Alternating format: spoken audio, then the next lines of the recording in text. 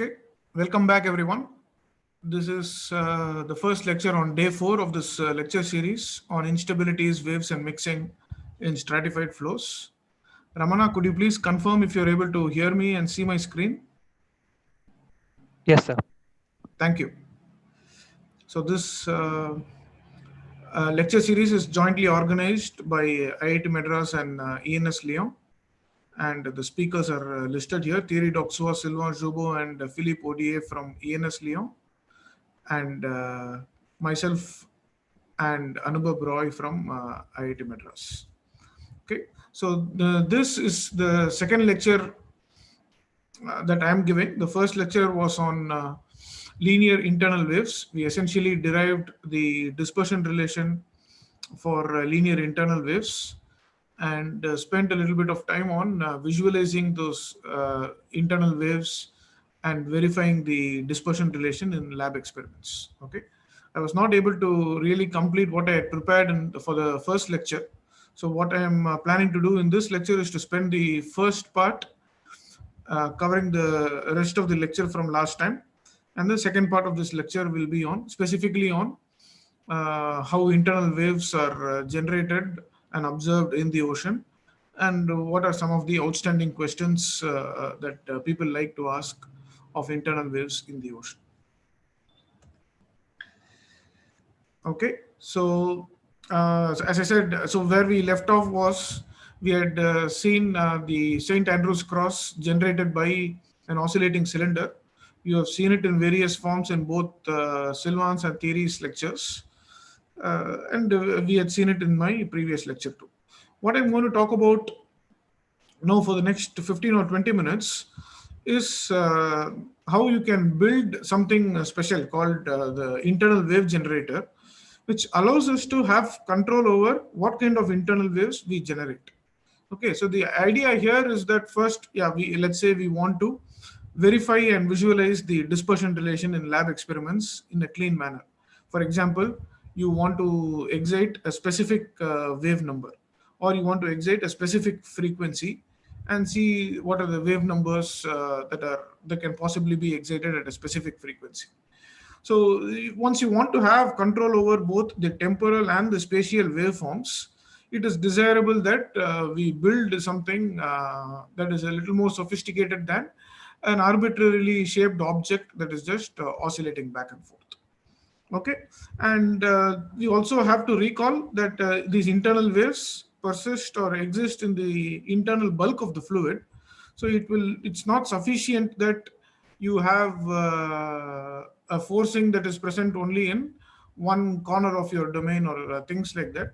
So if you, for example, if you want to excite clean mode 1 that we spoke about in the last lecture, then we have to have a forcing that spans the entire depth of the fluid.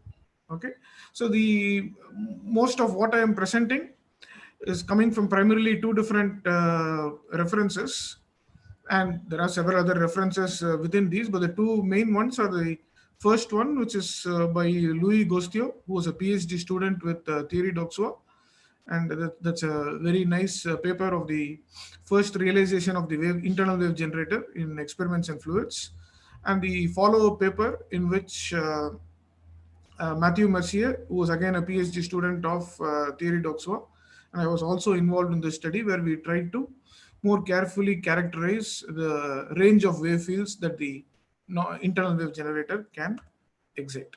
Okay, so the main idea of the internal wave generator is as described here. So you're going to go into the details of the mechanical setup. Okay, so the basic component is this circular disc, which has an off-centered hole of some diameter. All right. Now, what is key here is the eccentricity of the center of this smaller hole. If it's placed at the center of the bigger disk, then you have zero amplitude, and if it has a non-zero eccentricity, that correspondingly determines the amplitude of oscillations that this disk can generate. You will also notice that there are grooves on this hole. This is because you're going to insert a shaft that you see here, and the shaft also has corresponding grooves all around its diameter, and depending on the relative positioning of this shaft into this hole, that's going to determine what the phase of the oscillations are. So what are we going to do? So a shaft that goes through this eccentric hole, and the shaft is going to be driven by a motor at some specific frequency. And as the disc is driven, or it goes around because of the forcing from the shaft, the circular motion of the disc is going to be converted into linear motion of this plate that is attached to the disc. So as you notice, this disc is always in contact with the plate. So as the disc undergoes circular motion with an the eccentricity of the center of this hole, you correspondingly have this plate undergoing linear back and forth motion with an amplitude that's given by the eccentricity of this hole. Okay, so we can see that here in this simple movie, as this shaft is being driven, you have the circular disc undergoing circular motion, and correspondingly it pushes this plate back and forth with it has a non-zero amplitude because the eccentricity is non-zero. So the basic component of this wave generator is this combination of a disk and a corresponding plate which is being pushed by the disk. The disk itself, there are two different parameters that you can set. One is the eccentricity, which in turn sets the amplitude of oscillations, and two, relatively how you place the shaft through this hole, which is going to determine what is the phase of the oscillation. For example, depending the initial position and the phase of oscillation at different times is going to be determined by how exactly the shaft is inserted into these grooves. Okay, you have the same number of teeth both in this hole and on the shaft itself. Okay, so what do you do then? The wave generator contains a vertical stack of such disc plate combinations. Okay, and in this specific work, we had the number of plates such that it would span the entire depth of the tank. So it's going to be determined by what is the sizing of your tank. So in this, I think we had around 80 discs, and so correspondingly 80 different plates that are pushed by each of these discs. And in this arrangement, as you can see, non-zero amplitude or non-zero eccentricity is present only over some finite height in this region, and all the other discs are at zero amplitude. And all these discs have the same amplitude, but because of relative phase difference between them, they are at different relative phase positions with respect to each other. Okay, so what would be the idea in generating? So we'll start with trying to generate plane internal waves. If you recall, plane internal waves, if you specify the frequency, that the dispersion relation immediately fixes the angle at which energy would propagate, or the angle made by the wave vector with the vertical, right? So what we are going to do here is that fix the frequency by driving the shaft at a single frequency. And in this experiment, we have chosen the frequency of forcing such that omega divided by n was equal to sine of 45 degrees. So I have indicated that the frequency and the background density gradient are set up such that the corresponding expected angle of propagation is 45 degrees. And since we are providing the forcing on one end, you're going to have energy propagate away from the forcing. So you expect that there will be, like the cylinder problem, there will be energy propagating at 45 degrees in 4 different directions. But because of the boundary being present at the left end, you immediately cut off the 2 of the 4 waves that are possible in the St. Andrews cross. Okay, so that's one advantage of this wave generator. You are ensuring that 2 of those waves emanating from the cylinder are already suppressed because of the boundary conditions. Now, okay, still with this frequency and the background density gradient, 2 more possibilities exist for theta, either 45 degrees in the upward direction or 45 degrees in the downward direction. How do we ensure that only one of those 2 is chosen? By ensuring that the phase is going to propagate upwards. If you recall from the discussion that we had in my previous lecture, if the phase velocity is going to have a positive component along the z-axis, then the corresponding group velocity is going to have a negative component along the z-axis. So now I am going to force the phase to have a positive component along the z-axis by having the phase propagating along positive z direction when I run the. That's how I've set up the phase distribution, and that's how and I run the shaft. And as the phase propagates upwards, it forces the group or the energy to propagate downwards, and the angle at which it propagates is fixed by the frequency of forcing. So I have a little movie that I can show.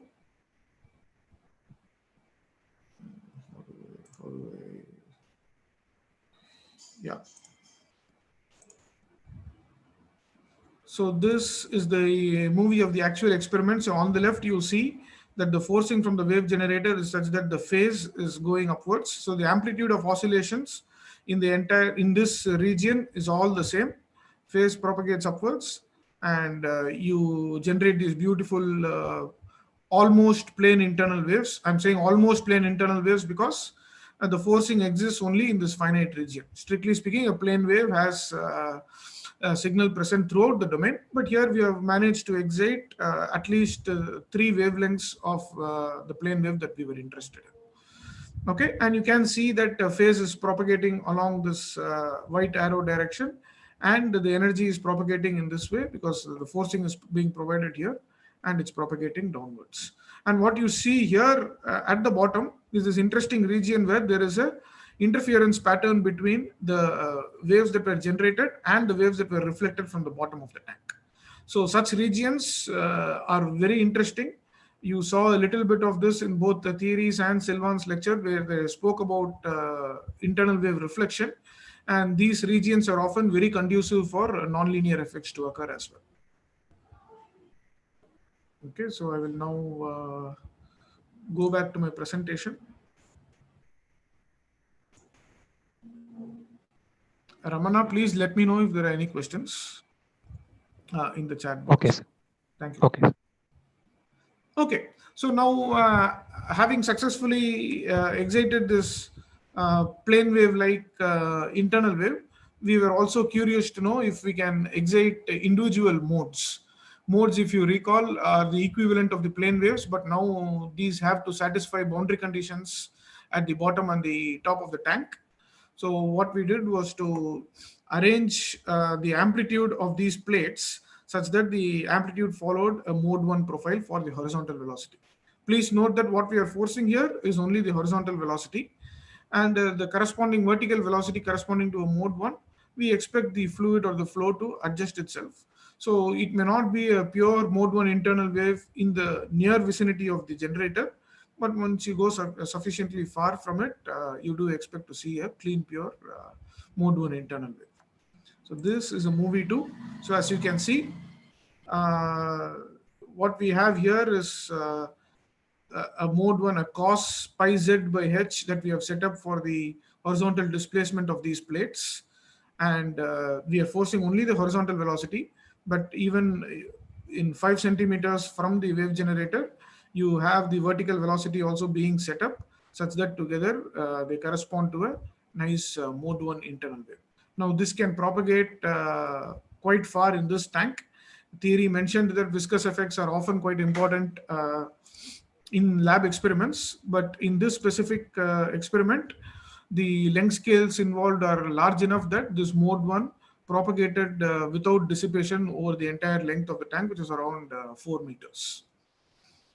Okay. And so this gives us a real advantage that we are able to excite individual plane waves or individual modes.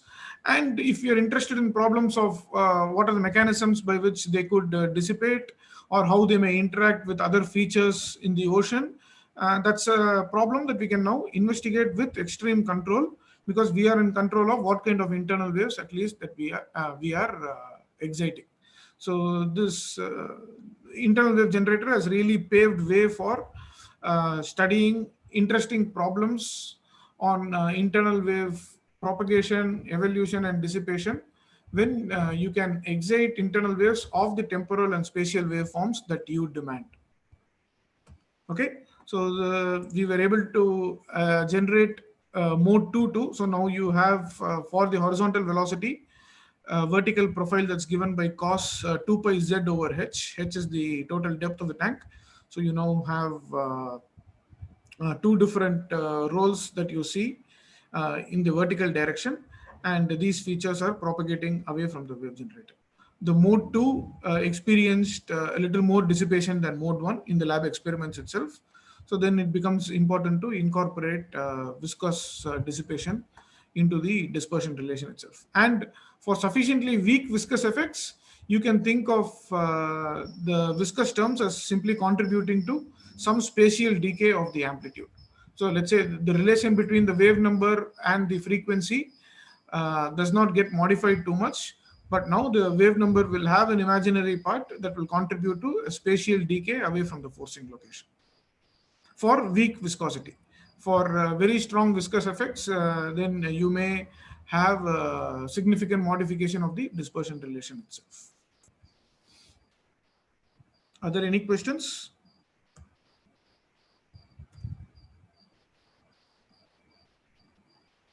Okay, so there are no questions. Having visualized the dispersion relation in these experiments, one more point I would like to discuss is what is the contribution of Earth's rotation. It came up a couple of times in the last 3 days. So I will just tell you how the dispersion relation gets modified when you include Earth's background rotation. This is important because the ocean and the atmosphere are always being observed in the rotating frame of reference, which is we are also sitting on Earth, which is rotating. So the first step is to write down the governing equations of motion or the momentum equations in the rotating reference frame. And so when you do that, this is basic moving to a different frame of reference to write down the acceleration terms, and you can see that the left hand side is similar to the conventional inertial terms that we know. So the main difference here is that the u that appears here is the velocity, flow velocity field in the rotating frame, okay, as you observe in the rotating frame. And on the right hand side you have a pressure gradient, which is well known, the viscous term, and the external force. Here it's important to retain buoyancy, but now you have two additional terms that appear because we are operating in an accelerating reference frame, because the reference frame is rotating. The first term is like a centrifugal force type term, which it turns out can be written down as the gradient of a scalar field. So the qualitatively this term is similar to what pressure gradient forces do to a flow. So in that sense, does not introduce new physics, or it introduces the same physics as what a pressure gradient term does. But the second term is more interesting, which is often referred to as the Coriolis force, which involves the cross product between the background rotation omega and the velocity field in the rotating frame given by u here. Okay, so taking this as the momentum equation, one can actually proceed to derive the dispersion relation using the same methods as we did in the previous lecture. Okay, so before doing that, or I will show you the final dispersion relation. Before doing that, on Earth, I would like to just show you which component of Earth's rotation is most important. So the Earth itself, let's say this is the axis of rotation of Earth. So the background rotation is given by omega along this vector, the vertically upward vector that is shown here. But locally at any specific location, you will use a Cartesian coordinate system where the horizontal plane is in the local tangent plane and the radially outward direction is along the depth of the water. And oceans and atmosphere are very special in the sense that the ratio between the depth of the water or the depth, the overall altitudes in the atmosphere, those scales are much smaller than the scales that are present in the tangent plane or the horizontal plane. Okay, and often in oceanography or geophysical flows, the terminology that is used is the direction that goes from west to east. So at a specific latitude, for varying longitudes, that's referred to as the zonal direction. And when you go from one latitude to another, that is along the y-axis that is indicated here, that's referred to as the meridional direction. And z is the depth. So what is often done is to, at leading order, the only component of Earth's rotation that's important, dynamically important at leading order, please note that, is the component of Earth's rotation locally along the z-axis. So if you were to resolve this rotation vector along the z-axis, you would have omega, and resolved along the z-axis would involve multiplying by sine of the latitude of the location that you're considering. Okay, so you are ignoring two different factors here. When I say that it's only 2 omega sine phi, or omega times sine phi, that's important. The two factors that you're ignoring are this component of the Earth's rotation in the tangent plane. Omega y is something that I'm going to ignore, and that's referred to as the traditional approximation. Okay, there are some regimes in which even that horizontal component is important. If somebody is very interested in that aspect, just send me a message. I will give you references. And the second aspect that we're ignoring is the fact that the actual magnitude of omega z itself is going to be different at different latitudes, right? Because we have this factor sine phi that's multiplying omega.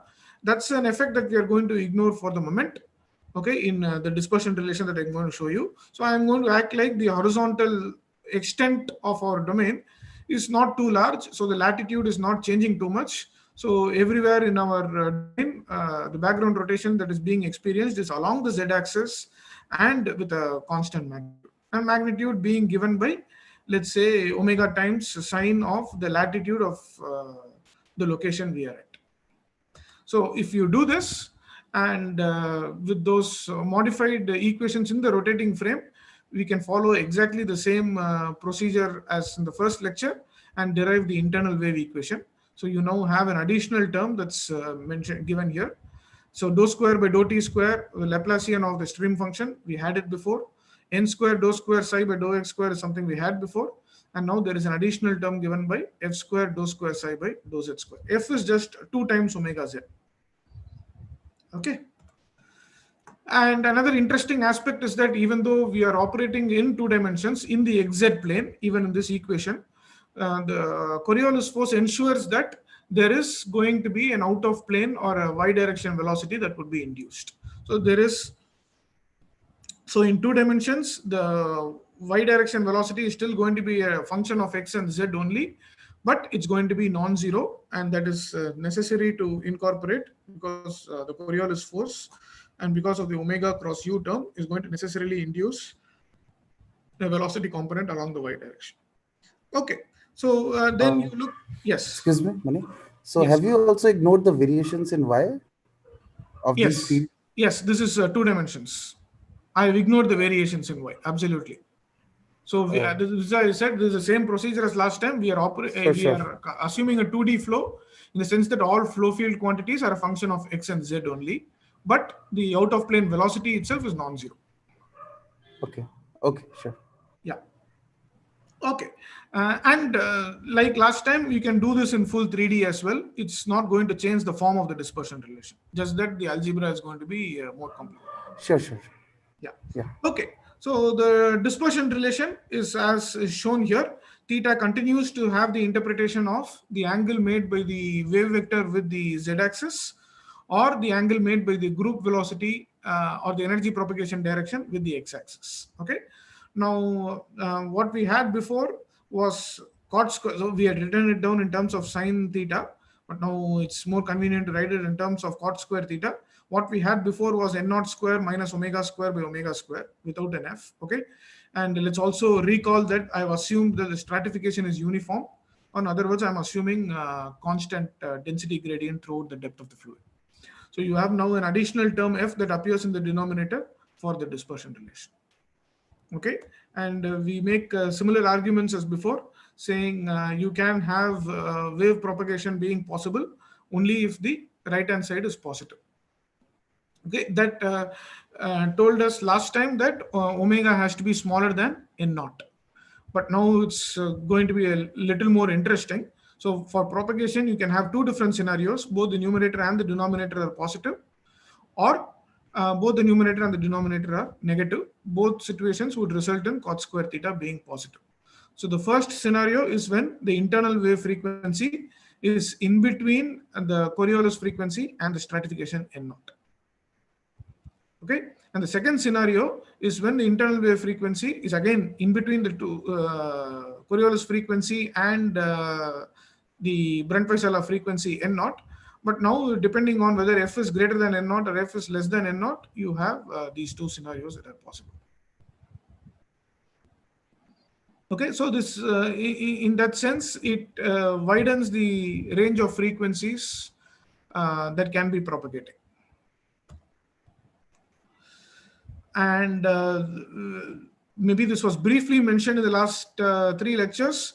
You also have a regime. So we are interested in the regime of near inertial waves, and which essentially refers to internal waves whose frequency omega is close to the local Coriolis frequency f. Right? This the equivalent of this previously was omega equals 0, because Coriolis was not present. But now omega is close to f, and this would imply that cot square theta would tend to infinity, so tan theta tends to 0. So this would imply very shallow internal waves, in the sense that energy will propagate near horizontally when frequencies are close to the local Coriolis frequency.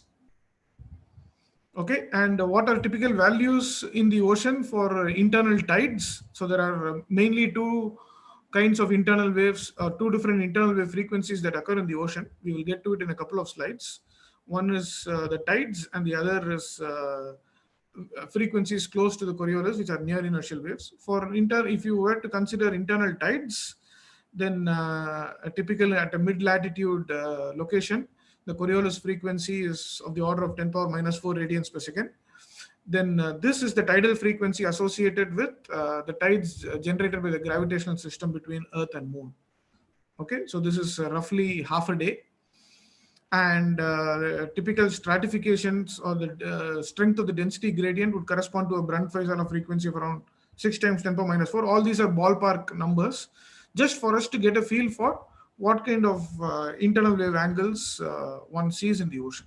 So internal tides at these are semi-diurnal or M2 frequencies will correspond to quite small angles. In fact, this itself is little on the larger side. Typical observations show thetas that are quite shallow.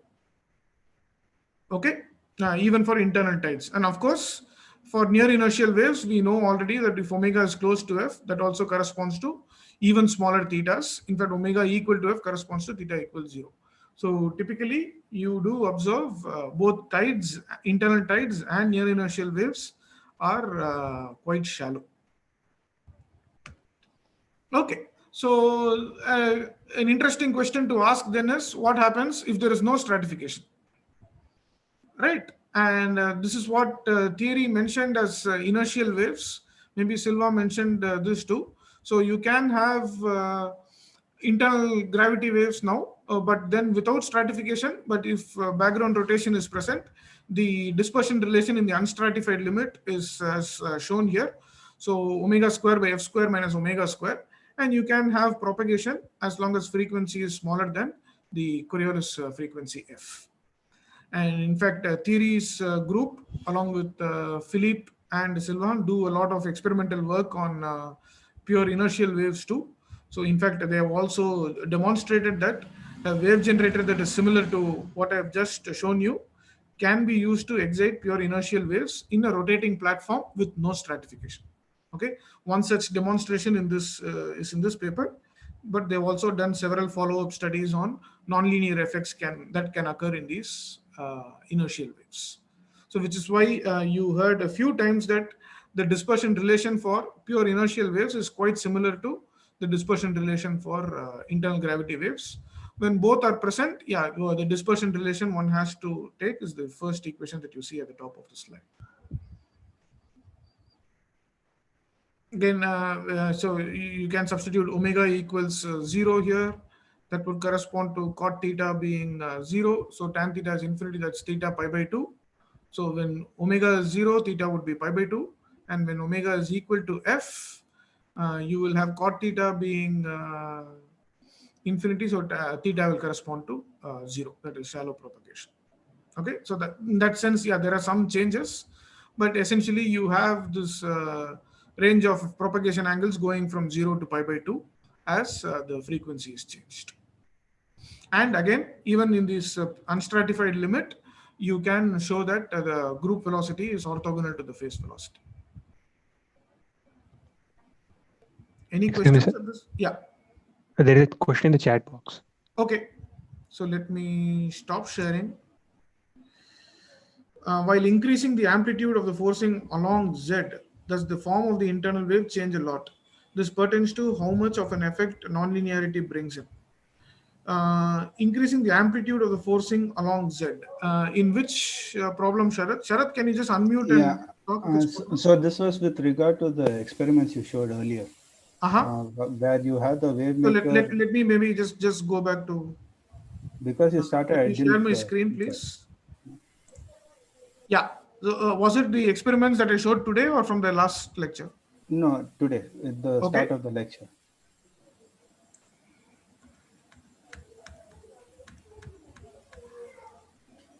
Yeah, these pictures now, like there are small. If you think of that thing as a ridge, if the ridge was made sharper while retaining the same sinusoidal shape. Can you be a little louder, please?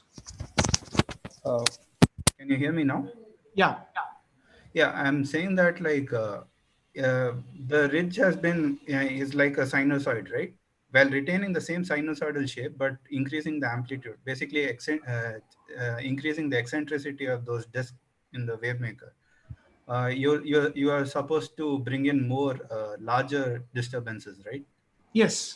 So I just wanted to know, pertaining to that, like will you get something which looks similar to the linear limit, or will nonlinearity become much? Yeah, so when you increase, it's a good question. When you increase the amplitudes, nonlinearity will kick in, and you will not get such clean wave fields. In fact, I think theory showed one picture of a wave beam which had strong forcing. So the wave beam itself, instabilities in the wave beams will start showing up, and often it shows up by the occurrence of other frequencies that will be excited. So if there are, let's say, like in theory's lecture, omega minus and omega plus get generated, those two frequencies will have corresponding angles of propagation. So this wave field will not look clean. You will have a shallower propagating wave beam and a steeper propagating wave beam that will be excited due to the instability of these waves. But in these experiments, we were quite keen on realizing the linear regime, simply because we wanted to demonstrate that linear internal wave field of the form that we want can be excited using this wave generator. But thank you for mentioning theory's result. Now I remember that one, omega plus and omega minus. Yes. And that's also an effect, often this kind of interaction region. So even if you don't increase the amplitude too much, when you have interaction between incident and reflected waves, even those regions become conducive for nonlinear effects, and you will see higher harmonics being generated. But as I said, we tried to go to as small an amplitude as possible in these experiments because we wanted a clean linear wave field. Thank you. Yeah.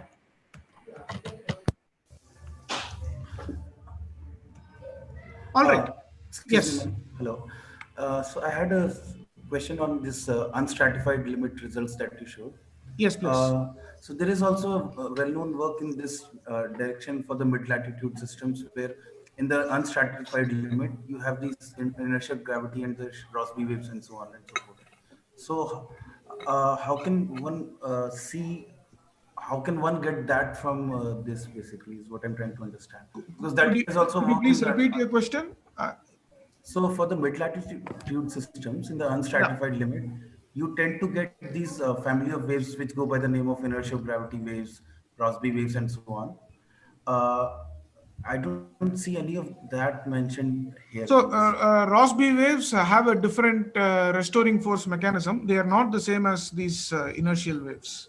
But there are also these inertial gravity waves which are there, which have the interplay of gravity and Coriolis forces there. Yes. Yes. So And those you would systems need a forcing. I will show you in a few slides that the wind that acts on the ocean surface is often the forcing mechanism for exciting these inertial waves. Okay. But Okay, these are so not inertial gravity waves, I presume. Right? These can you are please repeat purely that? inertial oscillations. These are Those purely would be inertial inertial oscillations. oscillations which could get converted into inertial waves. We will see that in a few slides. Okay, sure.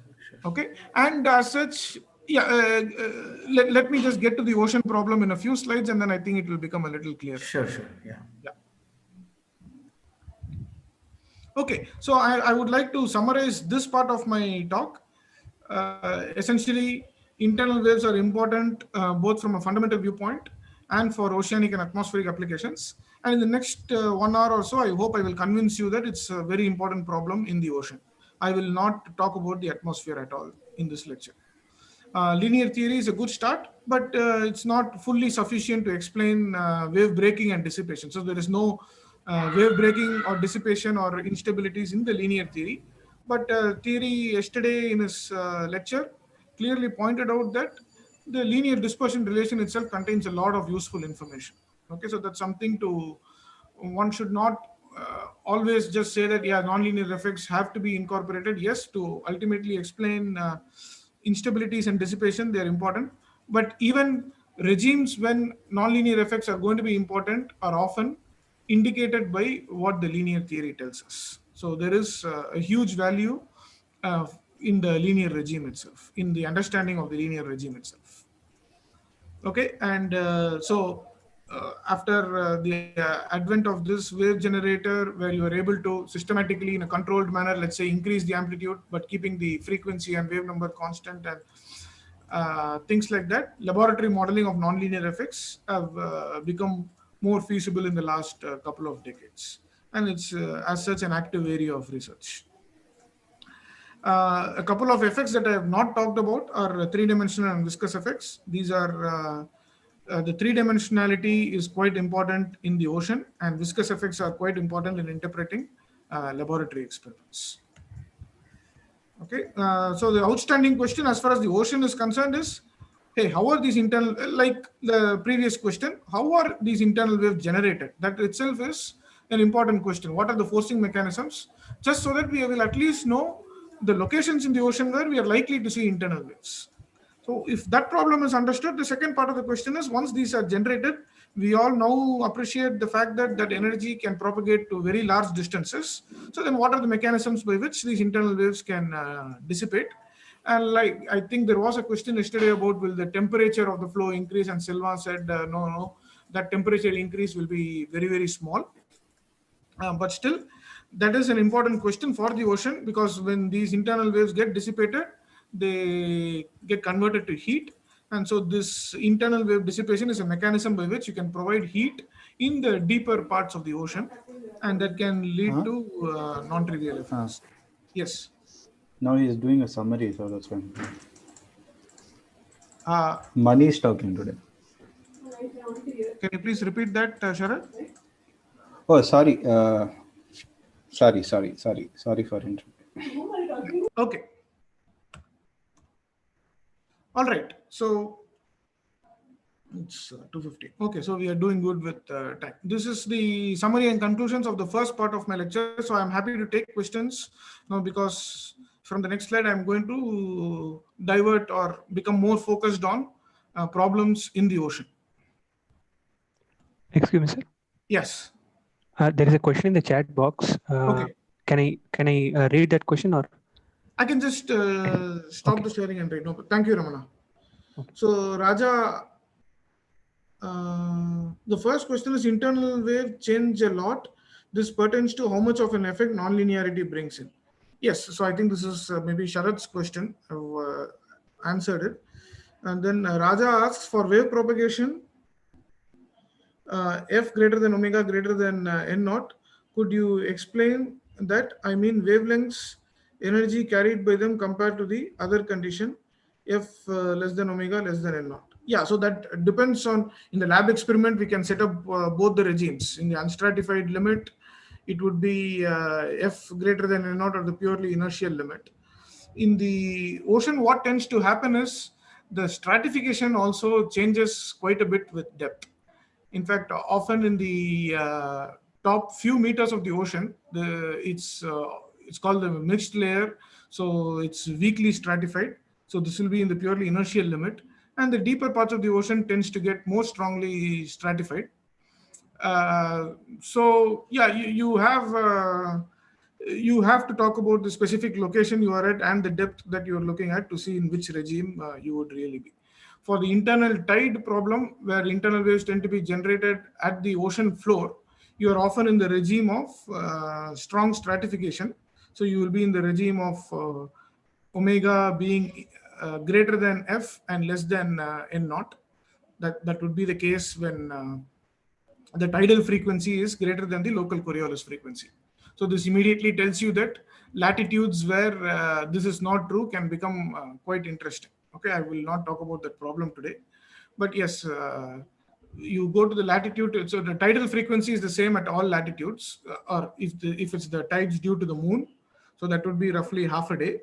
And you have to look at what the local Coriolis frequency at different latitudes is. So for the internal tide generation problem, you are often in the regime of omega being larger than f and smaller than the strongly stratified waters. And in the real upper ocean, in the mixed layer, the stratification is really weak.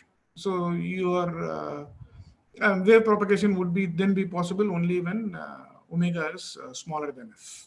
Okay, and maybe we will get a little more appreciation of this when I talk about the two different dominant frequencies in internal waves in the ocean.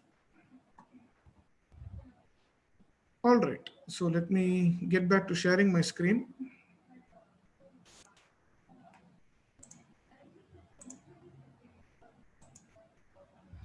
Okay, so internal waves in the ocean. So the first question is, forget about how they are generated, what the dissipation mechanisms are. Even if they are generated, why should it matter? Okay, so for that, I strongly encourage someone who is more interested in the topic. Please look at this excellent review paper by Monk and Wunsch. Okay, and one of this is sentence reproduced from that paper, where they say without deep mixing, so without mixing in the deep oceans, the ocean would turn within a few thousand years into a stagnant pool of cold salty water with equilibrium maintained locally by near surface mixing and with very weak convectively driven surface intensified circulation. So there are two aspects here that the ocean is not. One, it's not a stagnant pool, right? The ocean is in fact all the time quite active in terms of strong currents, and those strong currents that are present are not surface intensified. There are parts of the ocean where the deep oceans also have very strong currents. Two, it's not just a pool of cold salty water. It is always strongly stratified both in temperature and salinity. So both these observations of the ocean suggest that there has to be some mechanism by which mixing occurs in the deeper parts of the ocean. So oceanographers essentially started thinking about what could be the sources of this deep mixing, or some means by which heat could be provided in the deeper parts of the ocean. Okay, so they said, some mechanical sources of deep ocean mixing are required, and the two candidates they identified for the same are tides and winds. Now, what you see here on the left-hand side is just a global map of the thermohaline or the global circulation. So all these are regions where the currents can be quite strong. The currents can be as strong as 1 meter per second.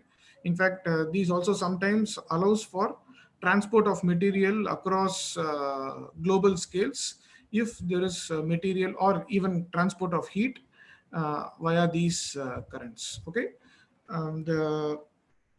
there are both some of these regions are quite intense in the deeper parts, and other regions are more in the surface or the shallower parts of the ocean. Okay, so having identified tides and winds, they still would have to think about how exactly tides and winds would be converted into, these are just sources, how would they be converted into heat, or how will they result in mixing in the deeper parts of the ocean. So, and then they further move, the same paper moves on to say that in the open ocean away from topography, the internal wave field is the only serious candidate that can cause vertical mixing. So that can take energy from the tides and the winds and convert it into small scale mixing or generation of heat. Okay, so of course, so people started thinking about how much energy is being put into the ocean from tides and winds. That's the first question. And what happens to this energy that you put into the ocean, and how exactly finally they will result in vertical mixing. So in the rest of this talk, we are going to focus a little more on tidal dissipation into internal waves. So when I say tidal dissipation, I mean irreversible conversion of energy from tides themselves, because tides themselves corresponds to some energy, but you are talking about irreversibly converting that energy into some fluid motions. So it cannot go back into this barotropic tides. And depending on how we are doing with time, I will also talk about wind-generated internal waves, so that, which is the second part. But I would like to highlight as such that, yeah, I may focus more on the tidal problem or internal tides, but there is a comparable amount of energy being put into internal waves from both these sources on a global scale.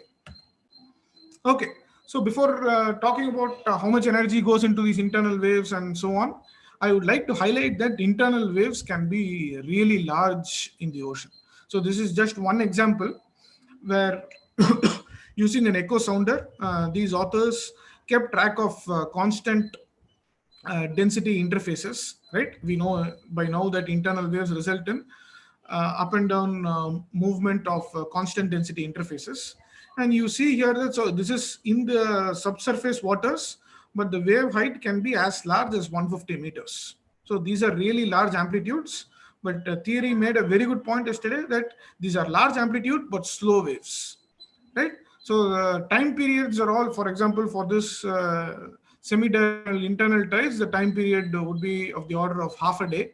So that's quite slow in that sense, but the amplitudes can be quite large. And these are all happening. These are not necessarily visible on the surface of the ocean, or their signatures could be much smaller displacement of the ocean surface. But in the bulk, in the deeper parts, these are depths of around a few hundred meters below the ocean surface, you can have isopycnals or constant density surfaces getting displaced by as large as a couple of hundred meters. Okay, so now let's come back to the main question. Where in the ocean does tidal dissipation occur? By which I mean that the energy in the tides gets irreversibly converted into any form of fluid motion, right? And using satellite measurements in this paper by Egbert and Ray, it's a combination of satellite measurements and some numerical modeling. They essentially, on a global scale, mapped out the regions where there's tides irreversibly lose their energy. Okay, so the red regions are where tidal dissipation is quite strong. The blue regions indicate negative values. It has no meaning. It's an indication of the fact that there are errors contained in this calculation. But still, this map was very useful in identifying regions where tidal dissipation was strong. In fact, because of this tidal dissipation, the system of gravity, the gravitational system between Earth and Moon, that's losing energy because you are converting that energy into some fluid motion form. And owing to this, it is quite amazing that the distance between Earth and Moon actually continues to increase by a little bit every year, as indicated here. Okay, and the main outstanding observation from this map is that a significant fraction of the tidal energy dissipation, by which I mean irreversible conversion into fluid motions, occurs over regions where the ocean floor topography is rough, either rough or quite tall. It's not just flat topography. Either there may be regions where topography abruptly, suddenly reaches large heights, or you may have regions where it may be of small heights but could be quite rough. And this was the main observation from this map. And they move on to also identify that of this dissipation, overall tidal dissipation, around 1/4 of that can be attributed to conversion of these tides into internal waves. So internal waves at the tidal frequency are what are referred to as internal tides. Okay, so it's not anything more complicated. Internal tides are when the barotropic tide, when they're converted into internal waves at the tidal frequency, they are referred to as internal tides. So this around 30% of the overall tidal dissipation accounts for around 1 terawatt of energy input into these internal waves. And we now know that internal waves are the only serious candidate that can cause vertical mixing. So as such, we have around 1 terawatt of energy input that's available for being converted into heat somewhere in the deeper parts of the ocean. All right. So this motivated two different kinds of questions. This study by Egbert and Ray based on satellite observations. One, what is the mechanism by which these tides are converted into internal waves or internal tides? So that's the first question. Second, once they are internal tides are generated, what are the mechanisms by which they will dissipate? These are two different questions, so to speak. So regarding the first question, people started zooming in more in regions where ocean floor topography was strong. So this is an example from the Hawaiian Islands region. And they saw that there was mode 1, low modes. So I've already spoken about modes. At least something like a mode 1 internal wave seems to travel as far as 1,000 kilometers or so away from the generation spot. So they could clearly see the islands or the topography generating these strong internal waves or internal tides, and they are also able to keep track of those signals as far away as 1,000 kilometers from the generation spot. Okay, so they also know that a significant amount of energy is being put into this mode 1. That is not to say higher modes are not generated. Higher modes are likely being generated, but they're probably getting dissipated more locally close to the generation regions. So as an overall summary, low mode internal waves propagate to large distances away from the generation site in a finite depth ocean. All right. And so this is, I summarized it in a single slide, but it involved a huge number of studies using numerical models, field observations, laboratory experiments, and theoretical models. Okay, so all of these have played quite critical roles in putting together this one coherent picture that both high modes and low modes are being generated, but it's only the low modes that tend to travel quite far from the generation site. So I still have not answered the question of how are these internal tides being generated. So here is a nice cartoon that depicts that. You have either continental shelf type topography at the bottom of the ocean. This is close to coastal regions. Or you have long stretches of small scale rough topography. Or you have in the deep ocean regions, very tall topography also being present. And you have tidal forcing being present everywhere in these regions.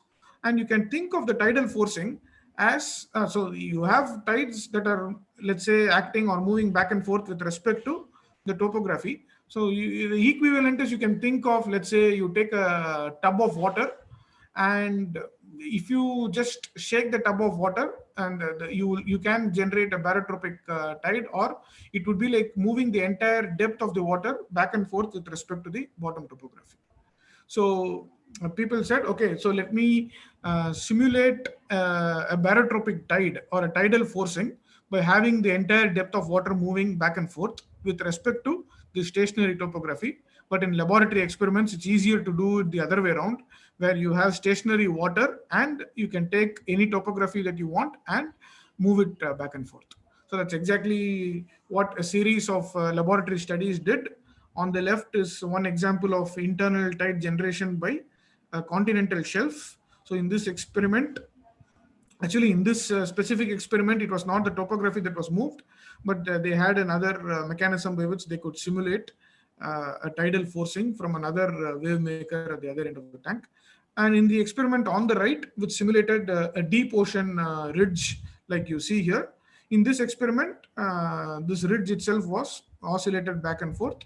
And in both scenarios, you see these nice internal wave beams that are generated. So this is the ocean equivalent of an oscillating cylinder.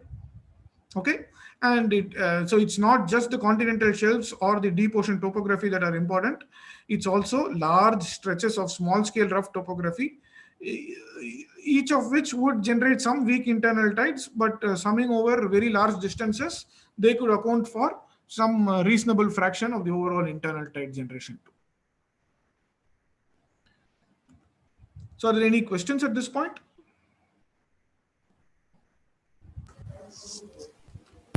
Mani, can you tell why high modes don't travel far? Quite simply, high modes contain smaller length scales, because we know that the low modes are having vertical scales that are of the order of the depth of the ocean, whereas the high modes are shorter length scales. So shorter length scales are more conducive for instabilities, instabilities and subsequently dissipation. Okay. Okay. Any other questions?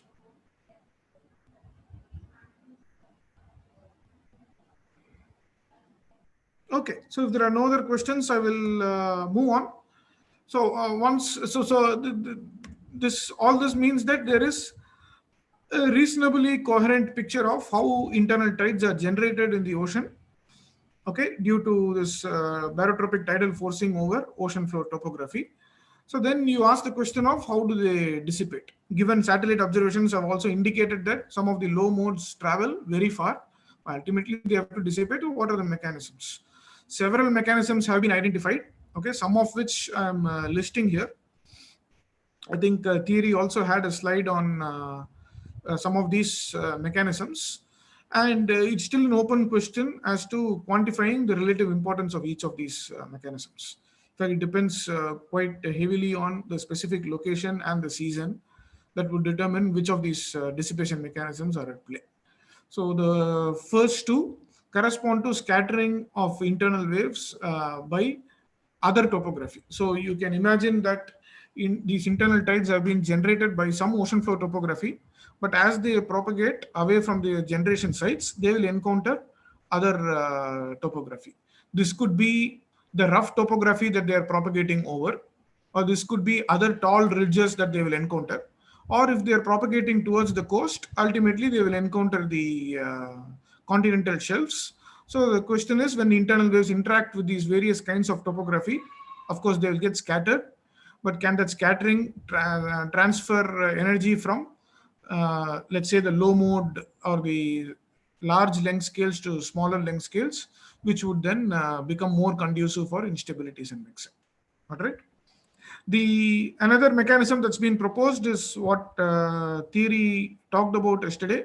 This is one specific form of triadic resonance referred to as the parametric subharmonic instabilities, where a primary wave would result in the spontaneous generation of two daughter waves whose frequencies would be such that the daughter wave frequencies will sum up to give the primary wave frequency. Okay, but of late people are also beginning to study triadic resonance in general, not just the parametric subharmonic instability. Then these internal waves can also interact with other flow features that are present in the ocean. So please remember that internal waves are just one form of fluid motion that is present in the ocean.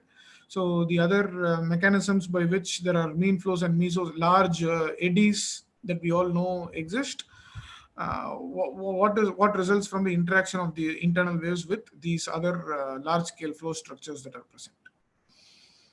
Finally, internal waves may be generated in regions where the stratification is uniform. For example, internal tide generation from the ocean floor topography. But as they propagate closer to the upper ocean, you will see in a couple of slides that the upper ocean is quite strongly non-uniformly stratified. So there are mechanisms by which these internal waves can get first scattered or get converted into smaller length scales via generation of either higher harmonics or there are scenarios. I will show you one example in which even internal solitary waves can be generated as a result of the interaction between internal waves that have been generated at the ocean floor, but as they propagate towards the upper ocean, they encounter these non-uniformities in the stratification. Okay, so I have just summarized that relative importance of each of these mechanisms is not clear. And I am going to focus in the next few slides on scattering by either topography or non-uniform stratifications. Okay, what can these do? I will still remain in the linear regime. You will see even within the linear regime, I'm simply going to ask the question of what are the scenarios in which energy can be transferred from large spatial scales to small spatial scales due to scattering by either far field topography or non-uniform stratifications. I will take them up as two separate problems. Okay, the first problem is scattering by topography. There is quite nice satellite evidence that shows that scattering by topography can be an important mechanism. So in this picture, you have internal tides that have been generated up north by the Hawaiian ridge. They are propagating from north to south. Okay, so these authors were interested in. They did both field measurements and satellite observations. They were interested in what happens when these north to south propagating internal tides encountered this another large topography that was present, referred to as this is called the Line Islands Ridge. Okay, I would like you to focus just on the bottom two panels on the left column. What is plotted in the middle row, so that is the B figure that I'm highlighting, is the amplitude of the mode 1 internal tide. Okay, and you see that the mode 1 internal tide is indeed quite strong. Of course, they are not exactly the same at different cross sections, but they are more or less quite strong upstream of the topography and even in some neighborhood of the topography. But if you come sufficiently far from the topography or the Line Islands Ridge, specifically, let's say focus on this box that is drawn, you see that the amplitude of the mode 1 signal has become weaker than what is present upstream. And it coincides with a region where suddenly you start to see a mode 2 internal tide. Okay, how do you differentiate between these different modes in the satellite observations? You look at both the wavelengths and the propagation speed, because the modes 1 and 2 have different horizontal wavelengths and different phase speeds. Okay, so once they looked at mode 2, it is amplified downstream of this Line Islands Ridge. So they said this is one evidence for how mode 1 internal tide that has been generated quite upstream, as it encounters this Line Islands Ridge, energy could be transferred to mode 2. So this still does not say it is dissipating, but at least it says that some energy has been transferred to a smaller spatial scale. Okay, in fact, the same authors, the same group, they also performed numerical simulations to show that apart from conversion of energy from mode 1 to mode 2, there is also some dissipation that occurs when this mode 1 internal tide encounters this Line Islands Ridge. There is another interesting paper that's cited here, who have looked at what internal tide scattering over large swaths or large lengths of small scale topography can do. So in this picture on the left, this is very large scale topography or a tall topography. But these authors and some more subsequent authors have also considered, okay, forget about tall topography. As internal tides propagate, they are always encountering the small scale topography. Over how long should they propagate to see appreciable scattering and conversion of energy into smaller length scales? Mani, hello. Okay, so this led to, again, this is often how the studies in these geophysical problems proceed. You have some field observations and satellite observations that indicate some mechanism is at play. And then the theoretical, the experimental, and the numerical modelers become active. They study the problem more in depth. And then they motivate very focused field studies to actually verify if this mechanism, with a better understanding of the mechanism, if we can really establish that such mechanisms are at play in the ocean. Okay, so what I'm showing here is one such theoretical modeling study that I did. This is on internal tide scattering by topography. So what I considered was a left to right propagating mode 1 internal wave. Okay, so I have assumed that there is some means by which a mode 1 internal wave has been excited from the far left of the domain. It could be another topography, or in a lab experiment, it could be the wave generator which has excited the mode 1. And then as it propagates from left to right, it can encounter this other tall topography. And the question was, under what conditions are you going to see energy being transferred from this mode 1 to smaller length scales? The indication of the smaller length scales is that you suddenly see a mode 1 structure start to look like a wave beam structure when it encounters this topography. And when this mode 1 is incident on the topography, some energy gets reflected and some gets transmitted. And in another scenario in which the topography was much steeper, in fact, you see more dramatic generation of internal wave beams, both in the reflected side and in the transmitted side. Okay, and so once you have managed to transfer energy to these shorter length scales via the scattering phenomenon, now you are increasing the likelihood of nonlinear effects or instabilities taking over. So we are just identifying regimes that are conducive for subsequently instabilities and mixing and dissipation to occur. We are still not showing evidence for the dissipation. We are showing evidence for one step, which is the transfer of energy from large length scales to small length scales. Okay, so in this problem, so this was a theoretical study. In this problem, there are two different non-dimensional parameters, if you want to look at it from a fluid mechanics viewpoint. And the two different non-dimensional parameters, so the first one is what is indicated as H star, which is the ratio of the topographic height to the total depth. Okay, so this is purely a geometric factor, which is just a measure of how tall the topography is. The second non-dimensional parameter is the criticality epsilon, which is defined as the ratio between the maximum slope that you have on the topography to the slope that is present in the incident internal waves. Okay, this theta continues to have the same interpretation as before. Even for mode 1, you know, there is a corresponding theta associated with it, which this is now can be interpreted as the angle that the internal wave rays make with the horizontal. Or the, yes, if it was a plane wave, it would be also be interpreted as the angle that the energy propagation direction makes with the x-axis. Okay, so how steep the topography is relative to the internal wave ray slope is what is defined as criticality. So if criticality is small, we are talking about referred to as subcritical topography. We're talking about the topography being shallow. So you can still have a tall topography, but if it is varying slowly enough, then its criticality will be small. And that is what is shown on the left. And you see that the mode 1 internal wave gets deformed in the region of the topography. But once you go far from the topography, the mode 1 structure is essentially recovered. So that says that these are still solutions of the linear internal wave equations. Okay, so in this model, the nonlinearity, some kind of nonlinearity kicks in because the boundary condition now becomes non-trivial. Instead of boundary conditions having to be enforced at flat z equals 0 and z equals h, you now have to enforce boundary conditions on this topography. So you do see a deformation of the incident mode 1 internal wave in the region of the topography. But then more or less it's recovered. So there is no transfer of energy to other modes in this specific scenario on the left. But then you increase the criticality so that the topography becomes steep. So it's the same height ratio in these two cases, but the slope of the topography now is much steeper, corresponding to a criticality of 2.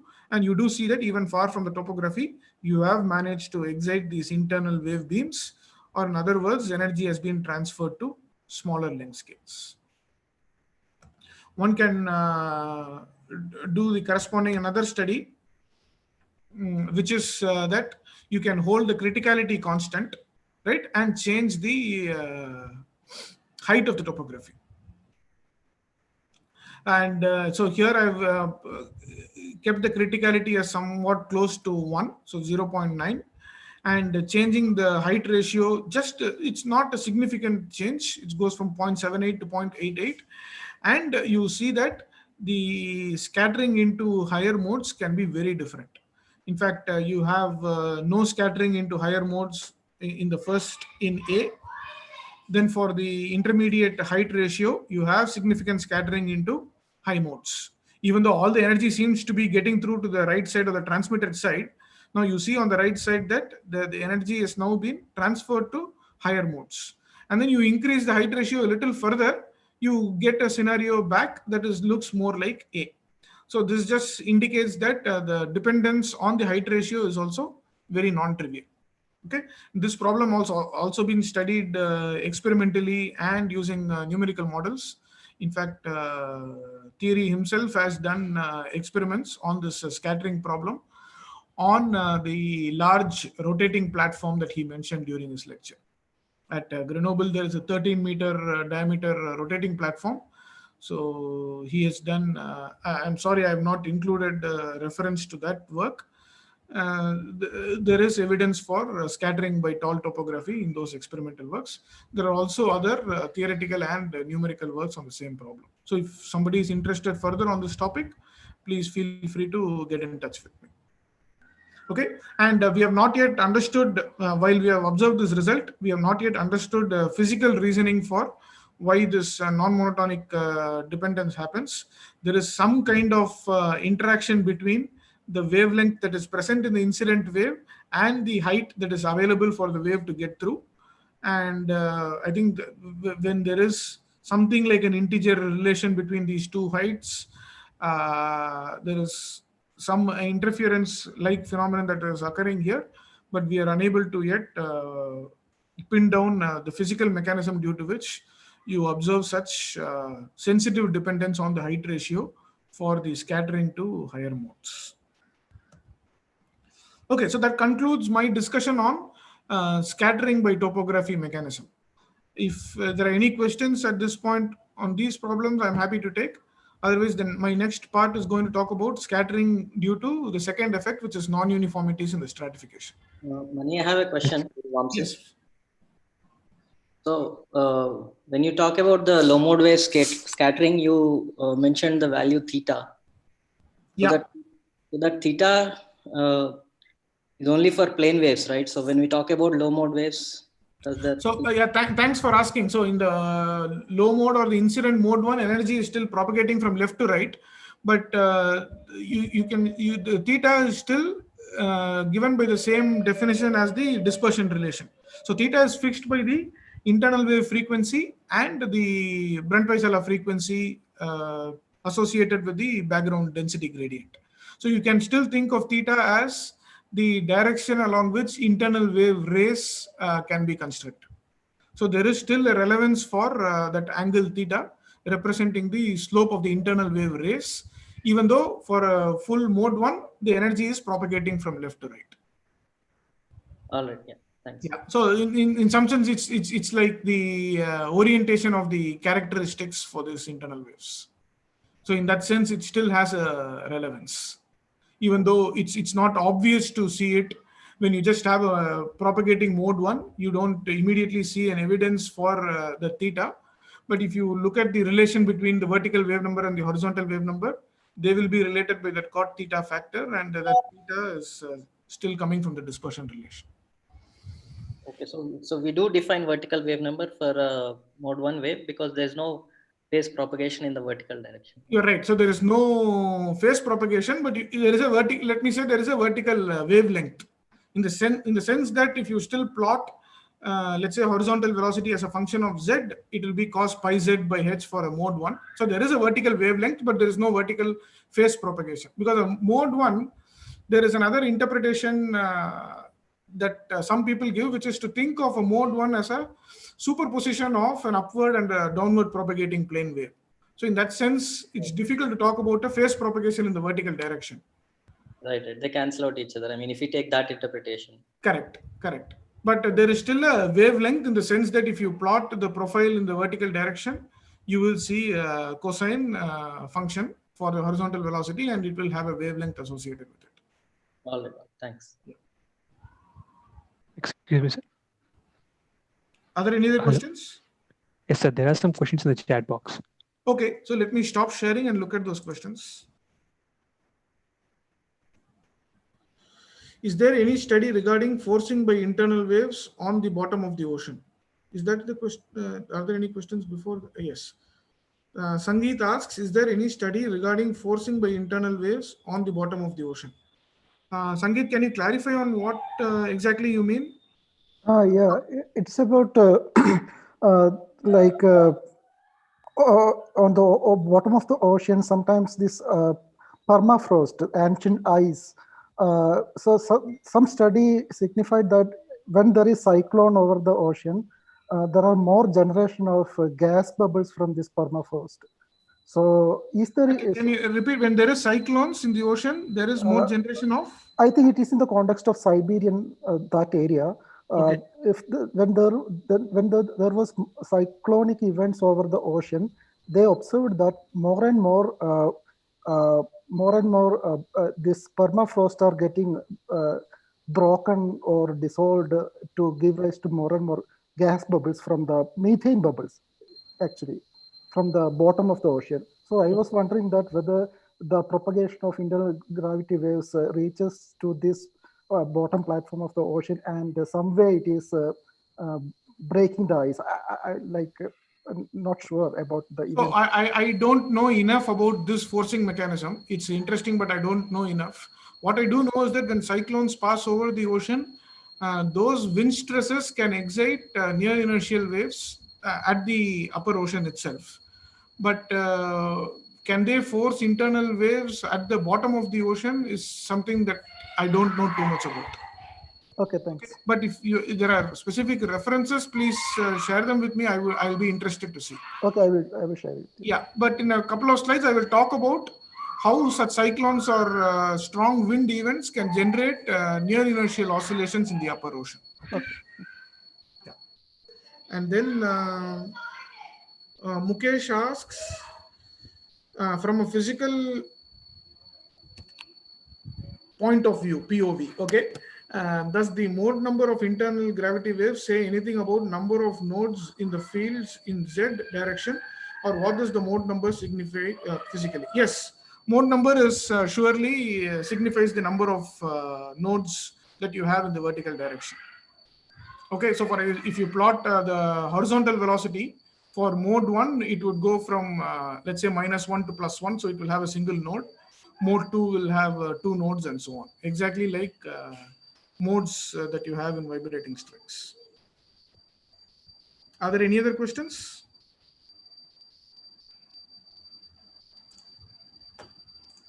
Okay, so I'll go back to sharing my screen.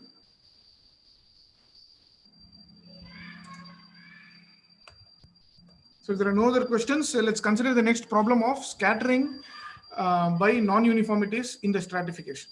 Okay, so what I've shown here is a typical stratification profile, or the profile for n of z. So in other words, this is the vertical variation of d rho by dz in the ocean. So a typical ocean setting will have the deep ocean being more or less uniformly stratified. So you have almost like a constant value for n. N is plotted on the x-axis. Okay, and as you go towards the upper ocean, the stratification tends to become quite strong. So strong density gradients are present in this upper ocean region, referred to as the pycnocline. And then as you go even closer to the ocean surface, the stratification actually becomes quite weak. It's not very evident in this profile, but often you have the value of n go all the way to 0 in the top few meters. Okay, and this top few meters in which the ocean is well mixed is referred to as the mixed layer. And that mixed layer has strong turbulence, so it does not allow for stratification to survive. And then the deeper part of the ocean is uniformly stratified. And in between these two regions, you have small pycnocline region in which the Brunt-Väisälä frequency value can reach very large values. Okay, so the point I'm trying to make is, yeah, you can have internal tides being generated in the bottom of the ocean due to the topography, but when they encounter these non-uniformities in the stratification, that could result in strong scattering as well, which would again, let's say, transfer energy from large length scales to smaller spatial scales. Okay, so here is one example from a field observation. Again at Hawaii, you have this ridge because of barotropic tidal forcing on this ridge or the bottom ocean floor. You have internal wave beams that are generated, much like a cylinder generates internal wave beams. And then as it propagates upwards, you see that there's no obvious reflected wave, right?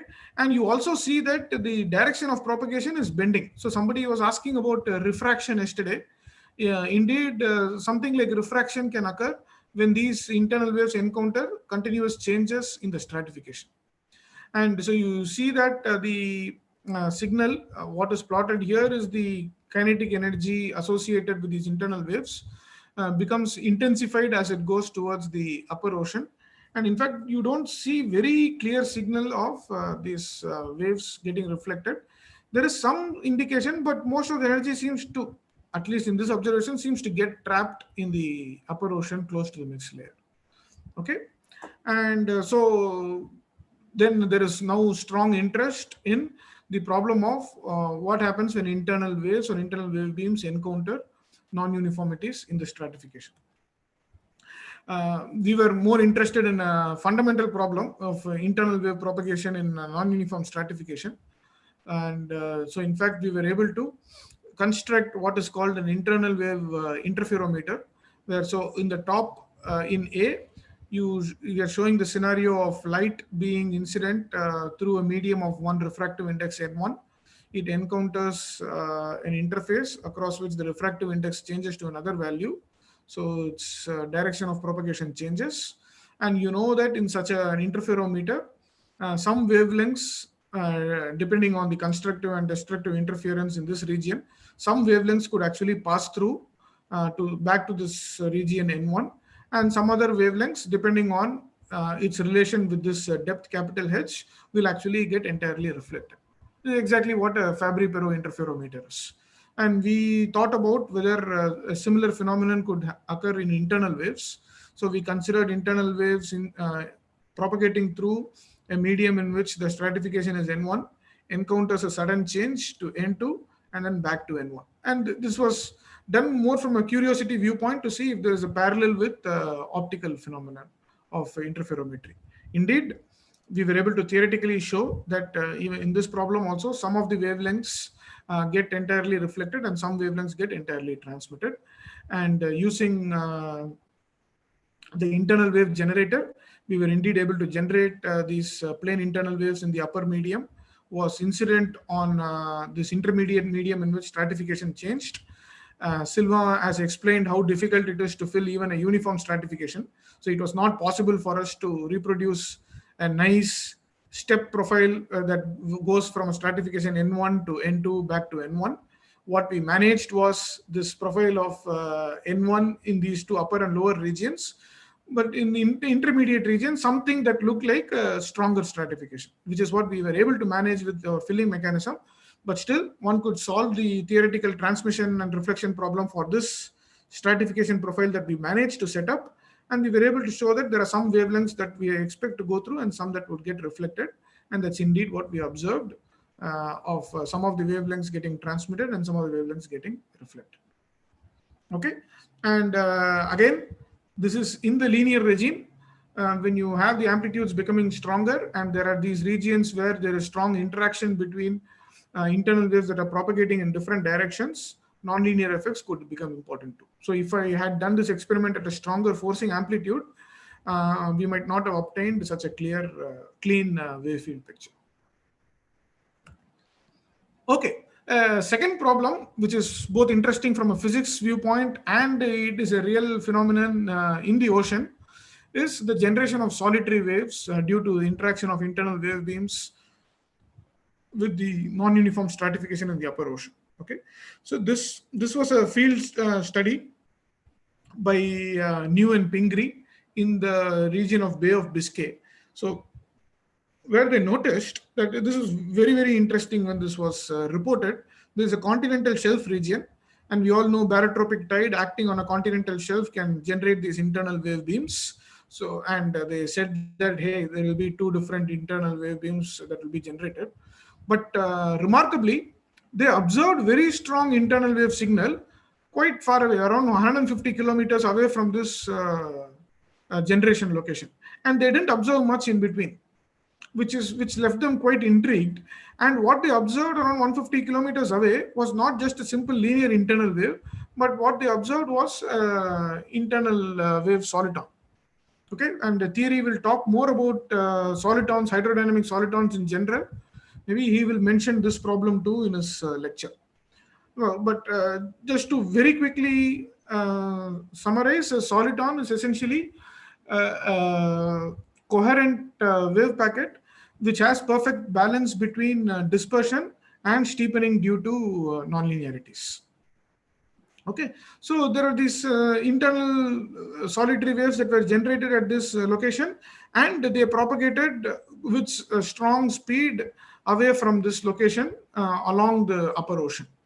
And one of the mechanisms they proposed was that they said there is an internal downward propagating internal wave beam that hits the bottom of the ocean, gets reflected, reaches all the way back to this upper ocean. And when this internal wave beam interacts with the upper ocean stratification here, it results in the generation of internal solitary waves. Okay.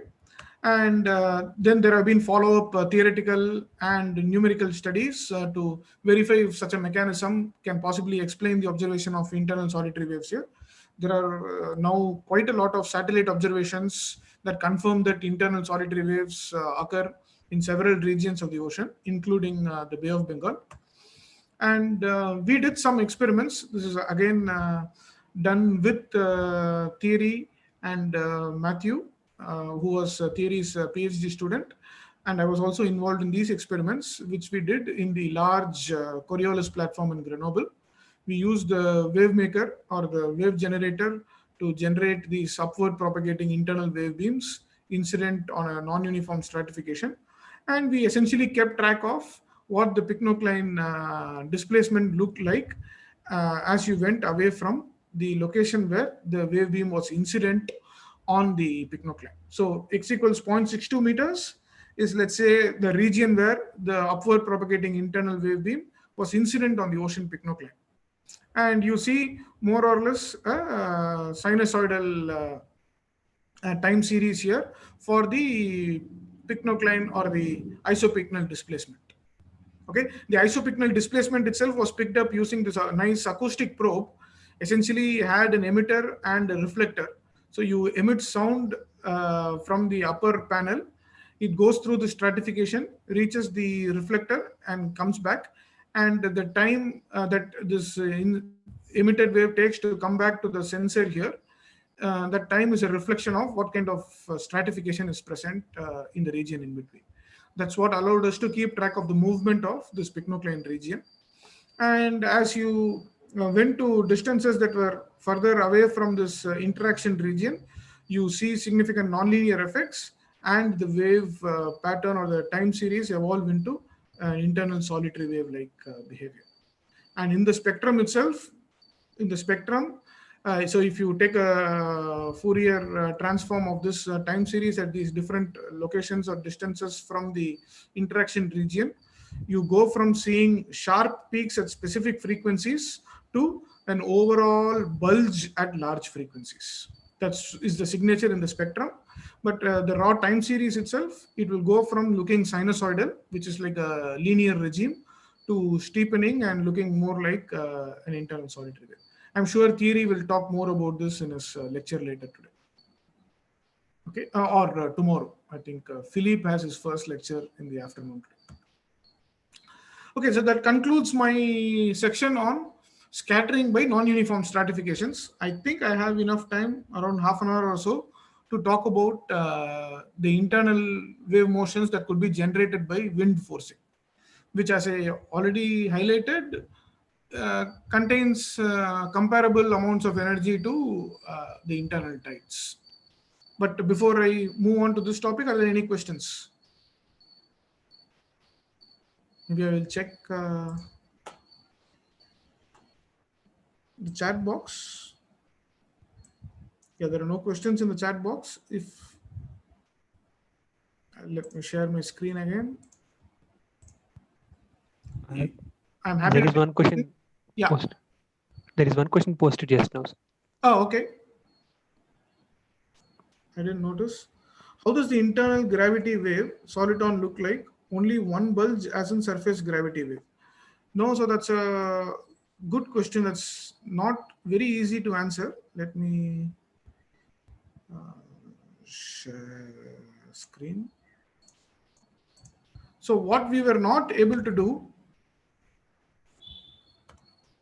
was to look at its spatial waveform, okay?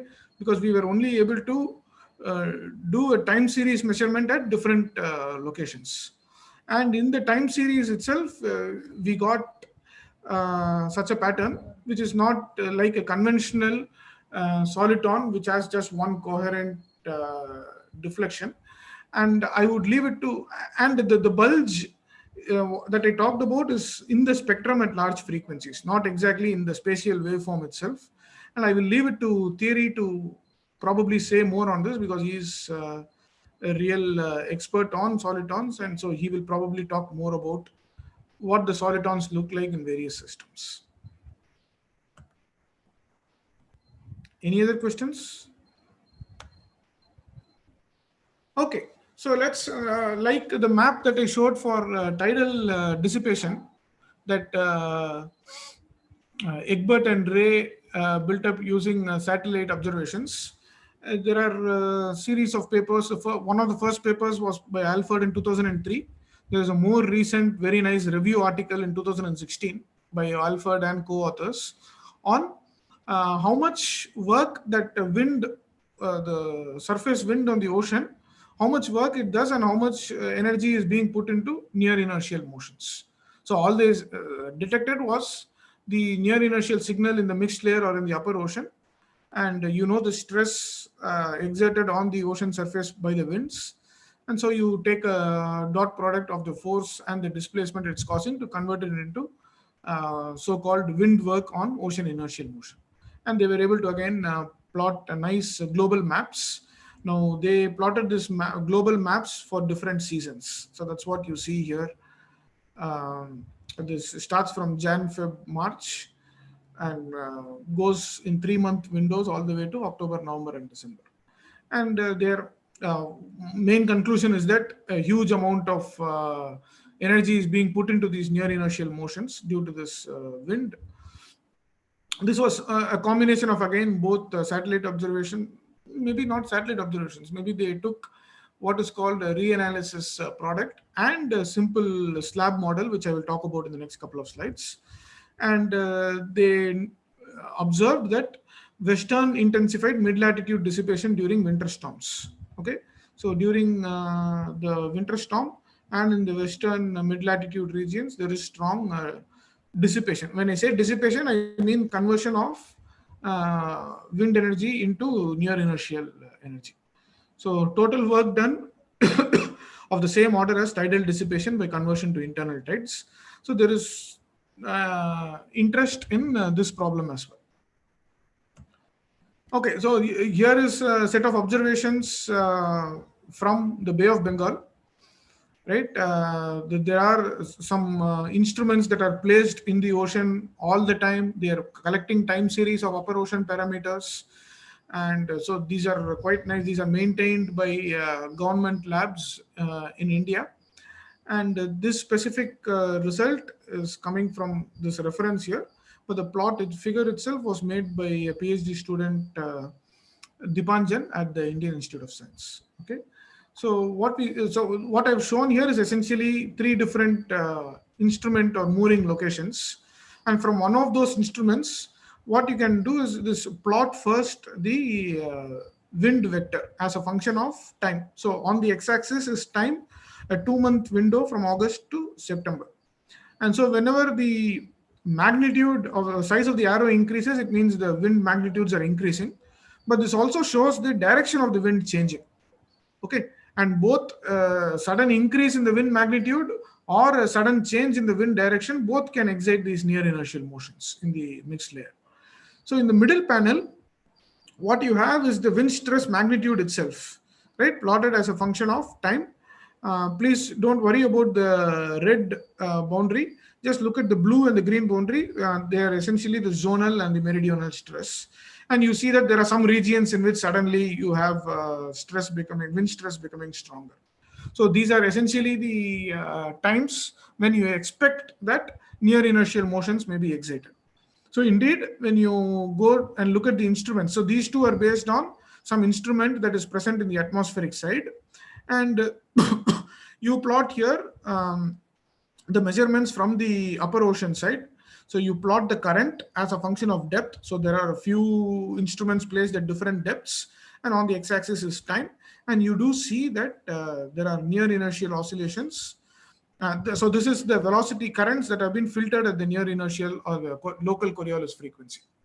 Okay, and you see that there are signals in the upper ocean or the mixed layer become quite strong at certain times, and they also coincide more or less with times when the wind stress has become stronger. So this shows evidence for how wind stress changes could excite near inertial oscillations in the mixed layer. The second question, like for the internal tides, is okay, even if you understand how these near inertial oscillations are set up, can we understand how exactly they will dissipate? Are they going to just dissipate locally and just vanish from the mixed layer, or can they propagate as near inertial internal waves into the deeper oceans, and they will dissipate subsequently at a later location at a subsurface depth? That's an open question that depends on the specific oceanic conditions. And in fact, even in this picture, you see that for this event, there is clearly, seems to be that this near inertial oscillations are propagating downwards as near inertial waves. But in some other instance, there is not such clear evidence for downward propagation. Okay, so I will spend a slide or two talking about how these near inertial oscillations in a mixed layer can be set up by wind stress changes. This is coming from the textbook on geophysical fluid. I think it's called Atmosphere Ocean Fluid Dynamics by Gill in 1984. Again, an excellent reference. Please do take a look at the book if you are more interested in the topic. You will see this simple slab model that is built to show how near inertial oscillations could be set up in the mixed layer. So what they consider is just the upper mixed layer as a uniform density fluid. So it's a thin slab of uniform density fluid that is responding to wind stress changes on the surface. Okay, and you have written down linearized momentum equation. So it's linearized, so you don't see the convective terms. It's just dou u by dou t and dou v by dou t. These two are the Coriolis terms. And on the right hand side, you have a pressure gradient. And so since you're considering this thin slab, the thin slab is going to have external force in the form of stress occurring on both its upper and the lower side. You're going to ignore the stress occurring on the lower side, and on the upper side is just the wind stress acting on the thin slab of mixed layer. Okay, so in summary, the left-hand side are the inertial terms, including the Coriolis acceleration. On the right-hand side is the external forces, given one by the pressure gradient and the other by the wind stress. So you can decompose the flow field into, just give me 1 second, I'll be back.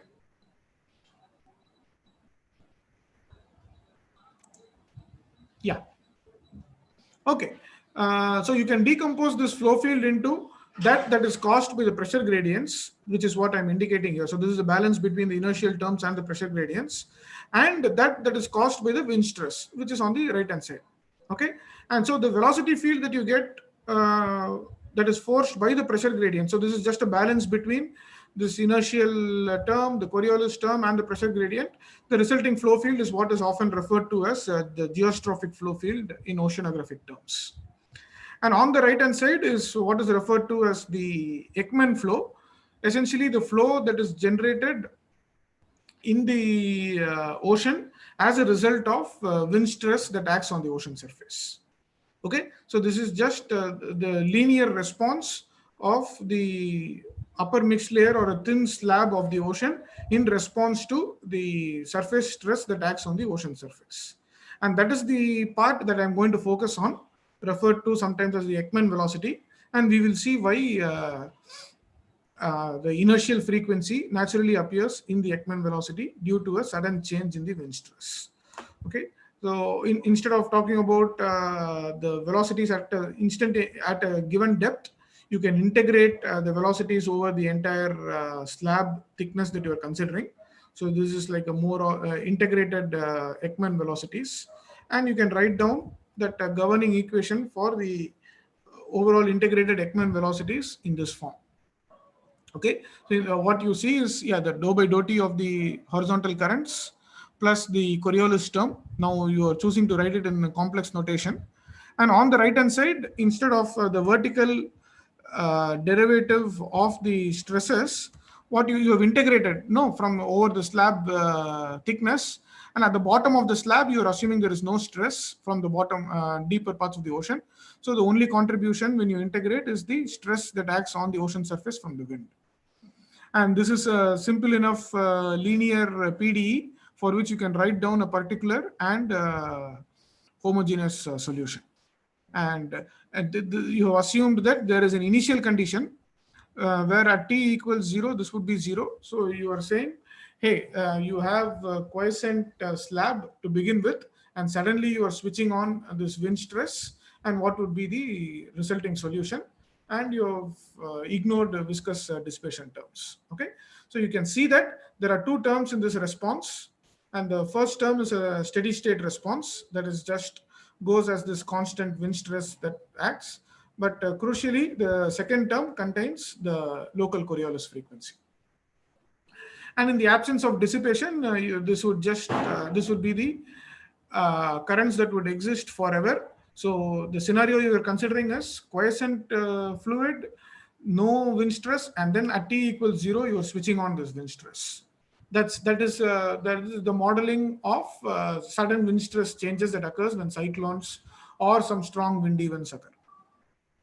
Okay, so the overall idea here is that this entire slab will now have a steady state current that is forced by the stress, okay, and plus an inertial oscillation. And one can think about the particle trajectories that would occur as a result of this wind stress forcing. So this is like another way of asking this question is what kind of boundary layer flow would get set up as a result of wind stress forcing. But then now I am integrating the currents that will be generated over the entire slab thickness that I'm considering. So this is exactly what Pollard and Millard's model is. But they said, let me just build a simple model. But they said, it does not make sense to have no dissipation in the model. And you do see in the observations that these near inertial oscillations from the mixed layer do dissipate with time.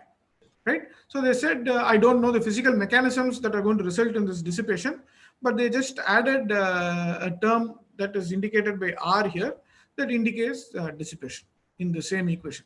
So this is the same equation as above, just that artificially you have added an RZ or a dissipation term, and you still don't know what are the physical mechanisms that result in this decay mechanisms or the decay. Okay. And what they would do is try to choose values of R that would fit well with the observations. And the next step is to ask what contributes to those values of R that seems to explain the observations. Okay, so my last slide here, as I said, I will not go into as much detail as for the internal tide dissipation mechanisms. There are several dissipation mechanisms that have been proposed for near inertial currents that are set up in the mixed layer. And the first is, it's not exactly a dissipation, but it's the disappearance from the mixed layer of the near inertial currents, essentially by way of downward propagating near inertial waves. Second, there could be local nonlinear interactions that can transfer energy to other frequencies. This is along the lines of nonlinear internal waves that theory spoke about. some of those triadic resonance mechanisms could also be at play. Or given the mixed layer is always quite turbulent in nature, you can have local turbulent dissipation of the near inertial oscillations. There have also been other reports of very high frequency internal waves being generated as a result from this near inertial currents in the mixed layer. Okay, I have not personally worked on each of these mechanisms in great detail, but these are some of the mechanisms that have been proposed by various authors. Like it is for the internal tides, the relative importance of each of these mechanisms is still an open area of research. And please do look at the recent review paper just recently published by Alford that talks about this dissipation, global maps of dissipation, and there is some discussion on the mechanisms as well in this review paper. It's around 3:20. Okay, so as a summary of both my lectures, internal waves, I hope we are now convinced that it's a fascinating topic for fundamental research. They are generated by both winds, tides and winds in the ocean, and both mechanisms are quite important. Internal tides are generated by barotropic or tides acting over ocean floor topography. And internal tide dissipation mechanisms, there are several candidates that I listed out in the slide before. Similarly, near inertial currents are generated by Ekman type forcing by wind stress changes. And again, an outstanding question is how exactly does the energy that you put into near inertial currents, how do they dissipate? Do they contribute to mixing and dissipation in the deeper parts of the ocean is an important question to address in the ocean. Okay, so with that I will stop. That concludes the material that I've prepared. I'm happy to take questions.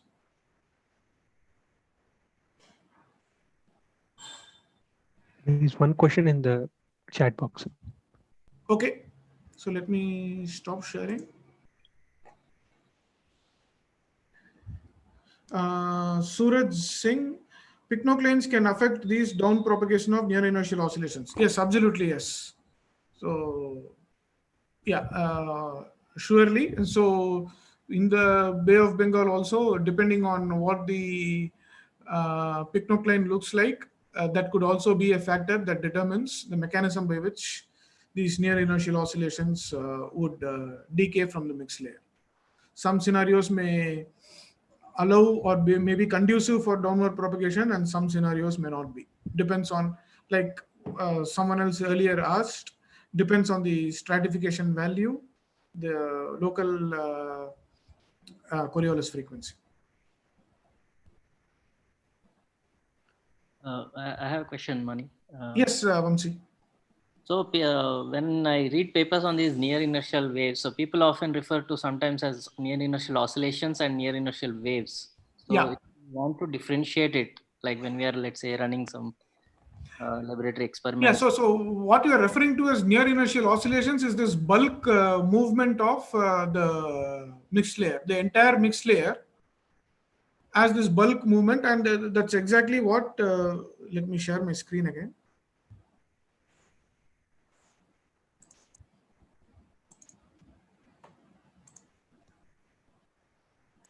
So I think this flow that you see here is essentially the near inertial oscillations, because the entire mixed layer is just moving back and forth, or it is having currents at the inertial frequency. Okay. Any subsequent evolution, and strictly speaking, if the Coriolis frequency is also constant, if you are assuming that that variation with latitude is also not important, then and the entire mixed layer, the currents have been excited. I've not even considered spatially local forcing. So right. These are to be just thought of as oscillations, and you cannot even detect horizontal propagation of these waves because they are there everywhere. So in some sense, if it was a spatially local forcing, at the initial time, yeah, you will have these oscillations that are set up, but then the dispersion relation says these could start to propagate in the horizontal direction, and you may start to see the energy disappear from the forcing location, at which point you can refer to them as near inertial wave propagation. But you need other mechanisms at play for the energy propagation to have a vertical component, because I think we have seen that if the internal wave frequency is exactly same as f, if omega is just equal to f, your cot theta was infinity, and so theta is 0, the propagation will be purely horizontal. Right. Okay, so in summary, so in this problem, when I just consider the wind stress, so for example, there is no spatial form for this wind stress that I've considered. It's just there everywhere. So it would just result in currents everywhere in the mixed layer. And that initial response, or what you see in this expression, are what are referred to as near inertial oscillations. But then the moment you see this energy reach spatial locations, either horizontally or vertically, away from where the forcing is, then that could be referred to as actual near inertial or inertial wave propagation. All right.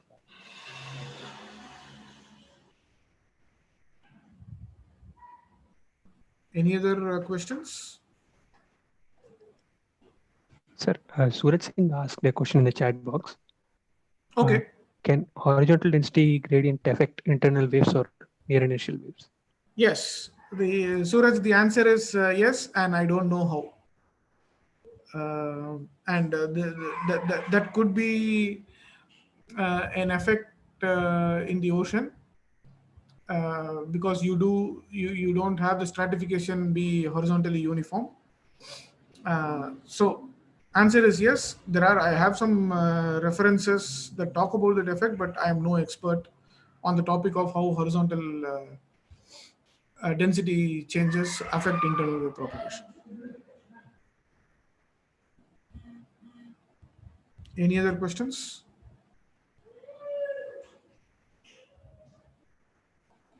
Just want to add to what you just said. So this horizontal density gradient could result in these mesoscale or submesoscale processes.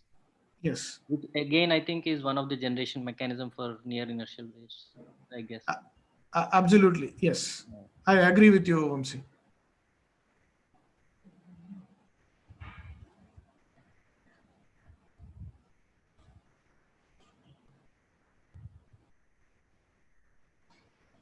Any other questions?